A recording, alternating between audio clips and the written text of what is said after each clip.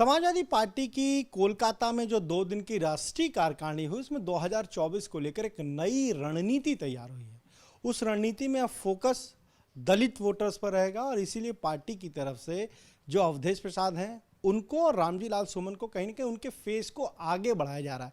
यानी 2024 में दलित समाज को साथ लेकर समाजवादी पार्टी बीजेपी को मात देने की कोशिश करेगी। हमारे साथ यूपी सरकार में मंत्री दानिश आजाद अंसारी, उनसे जानेंगे। दानी जी, जिस तरह से 2 दिन की ये कार्यकारिणी हुई समाजवादी पार्टी की, तमाम रणनीति उन्होंने तय कि हर पार्टी करती है, पर अब उनका फोकस दलितों पर है, खासतौर से पासी समाज पर है और जाटव समाज पर है, जो कभी बीएसपी के साथ थे लेकिन 14, 17, 19, 22 में बीजेपी के साथ है। इससे बीजेपी को नुकसान तो नहीं होगा? देखिए, आज हमारे उत्तर प्रदेश में और देश में पूरी ईमानदारी से हमारे प्रधानमंत्री नरेंद्र मोदी जी और उत्तर प्रदेश में हमारे मुख्यमंत्री योगी आदित्यनाथ जी, ये डबल इंजन की सरकार जनता के विकास के लिए काम कर रही है। और समाजवादी पार्टी का हर कदम केवल और केवल किसी भी तरीके से सत्ता हासिल करना है। उनका लक्ष्य सत्ता हासिल करके अपने निजी स्वार्थ को पूरा करना है। जनता के हितों से, प्रदेश के जनता के विकास से, देश के डेवलपमेंट से, प्रदेश के डेवलपमेंट से समाजवादी पार्टी का कहीं कोई मतलब नहीं है। वो इस जुगत में लगे हैं लगातार कि वो किसी भी तरीके से सत्ता में आ जाए, जो कि वो आ नहीं सकते, क्योंकि जनता का विश्वास आज उनके ऊपर नहीं है। जनता ने हमारी डबल इंजन की सरकार को चुना है और 2024 में नरेंद्र मोदी जी फिर से प्रधानमंत्री बनकर देश की सेवा को इसी तरह जारी रखेंगे। और जिस तरीके से हमने कहा सबका साथ सबका विकास, और हर जाति धर्म मजहब के लोगों के लिए हमने बिना भेदभाव के और बिना भ्रष्टाचार के काम किया। खासतौर पे जो हमारे पिछड़े समाज के भाई है, जो हमारे दलित समाज के भाई है, उनका सही मायनों में किसी ने उत्थान किया है तो हमारी मोदी सरकार ने किया है। और समाजवादी पार्टी कितनी भी कोशिश कर ले, तमाम जाति धर्म मजहब के लोग ये जान चुके हैं कि समाजवादी पार्टी का ये केवल पॉलिटिकल स्टंट है। एक सवाल इसलिए है क्योंकि जो मैनपुरी में चुनाव हुआ वहां पर दलित जो है वो समाजवादी पार्टी के साथ गया, बड़ी जीत मिली सपा को।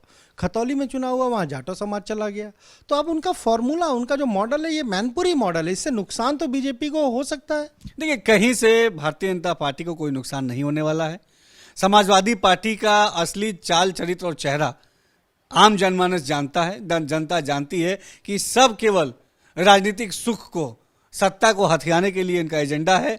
किसी भी जाति के उत्थान से समाजवादी पार्टी को कहीं कोई मतलब नहीं है। इन्होंने हमेशा केवल समाज को विकास से दूर रखने का, खासतौर पर हमारा जो पिछड़ा समाज है उसको विकास से दूर रखने का काम किया। इसीलिए पिछड़ा समाज उनसे आज दूर हो गया है और वो इस तरीके की कोशिश करके पिछड़े समाज को अपने पास लाना चाहते हैं।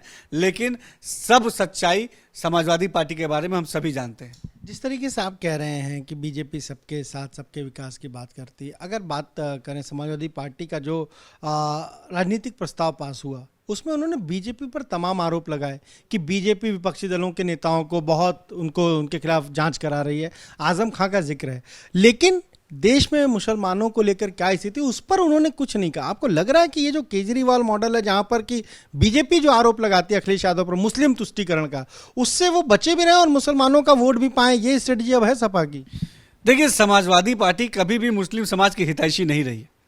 हमेशा हम मुसलमानों को गुमराह करने का, हमें जो गुमराह करके हमारा वोट लेने का और सत्ता में आने का काम ये समाजवादी पार्टी ने किया है। और जब भी वो सत्ता में आए हैं, मुसलमानों की तरक्की का कोई भी काम ग्राउंड पर उन्होंने नहीं किया है। आज आप देख सकते हैं कि अपने राष्ट्रीय कार्यकारिणी की बैठक में भी जिस मुस्लिम समाज के हितैषी होने की वो दम भरते हैं, उसके बारे में भी कोई चर्चा इस राष्ट्रीय कार्यकारिणी में नहीं हुई। लेकिन हमारे प्रधानमंत्री नरेंद्र मोदी जी ने, जब भारतीय जनता पार्टी की राष्ट्रीय कार्यकारिणी की बैठक हुई, उन्होंने आगे बढ़ के कहा कि मुस्लिम समाज का, जो पासमानदा समाज का उत्थान, ये हम सबका कर्तव्य है। तो आज हमारा भारतीय जनता पार्टी सबका साथ सबके विकास के नारे पे काम कर रही है। और समाजवादी पार्टी जो पहले करती आती थी, यानी समाज को बेवकूफ़ बनाने का काम, वो अभी भी करती आ रही है। लेकिन 2022 में तो मुस्लिम समाज का वोट सबसे ज्यादा अगर कहीं गया तो समाजवादी पार्टी को गया।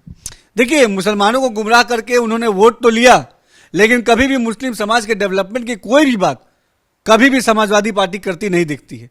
ना ही हमारे एजुकेशन के लिए, ना ही हमारे एम्पावरमेंट के लिए, ना ही एम्प्लॉयमेंट के लिए कोई भी मुद्दे समाजवादी पार्टी नहीं उठाने का काम करती है।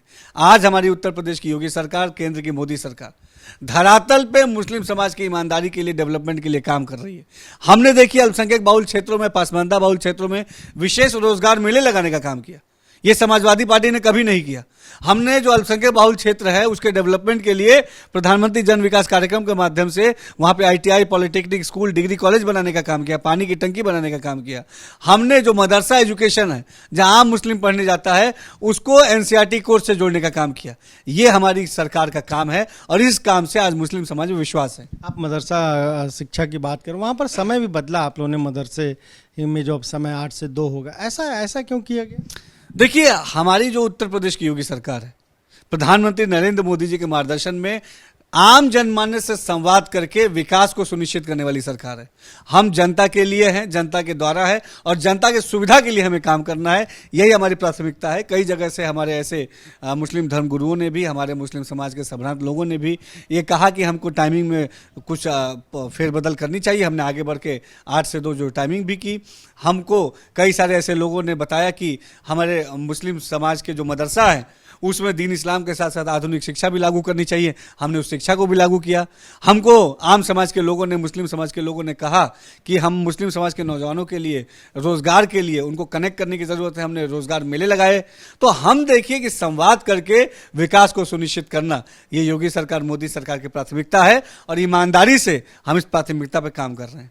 तो ये आपने सुना क्या कहना है अल्पसंख्यक कल्याण विभाग के राज्य मंत्री दानिश आजाद अंसारी का। साफ तौर पर वो कह रहे हैं कि जिस तरीके से समाजवादी पार्टी ने केवल मुस्लिम समाज का वोट हमेशा हासिल किया, और अगर मुस्लिम समाज के उत्थान की कोई बात कर रहा है तो वो बीजेपी है। कैमरा जितन के साथ अनवर शुक्ला, AP गंगा, लखनऊ।